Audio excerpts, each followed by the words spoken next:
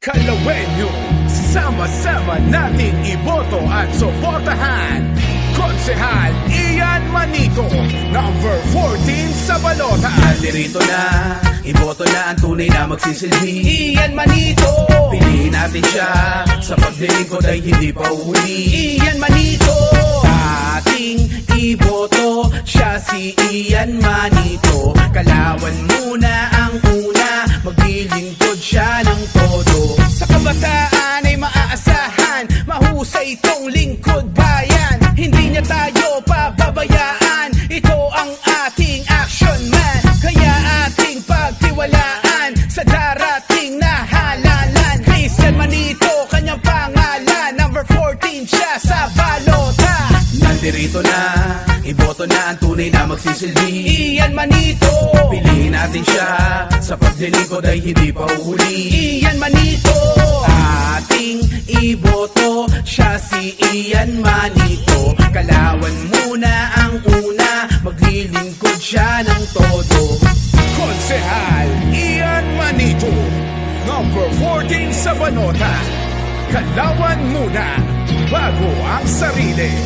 Siya ang chairman ng mga tao-gama dito sa Kalawan na palaging may programa. Ian Manito, mabait na tao, handa nang maglingkod sa mga Kalawenyo. Ian Manito, ating suportahan, very good na leader ng mga kabataan. Magandang halimbawa si Ian Manito, kaya Kalawenyo ito ang iboto. Nalirito na, iboto na ang tunay na magsisilbi.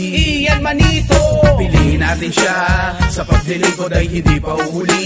Ian Manito, Ating iboto, siya si Ian Manito. Kalawan muna ang una, maglilingkod siya ng todo. maraming medical mission siyang pinangunahan sa iba't ibang barangay dito sa ating bayan. May libreng gamot at blood donation para sa tao ang kanyang mission. Marami na rin siyang mga nabigyan ng trabaho, ganyan talaga pag mabait na tao. Kaya Ian Manito ang ating iboto, siya ay nararapat sa ating konseho. Nalirito na, iboto na ang tunay na magsisilbi.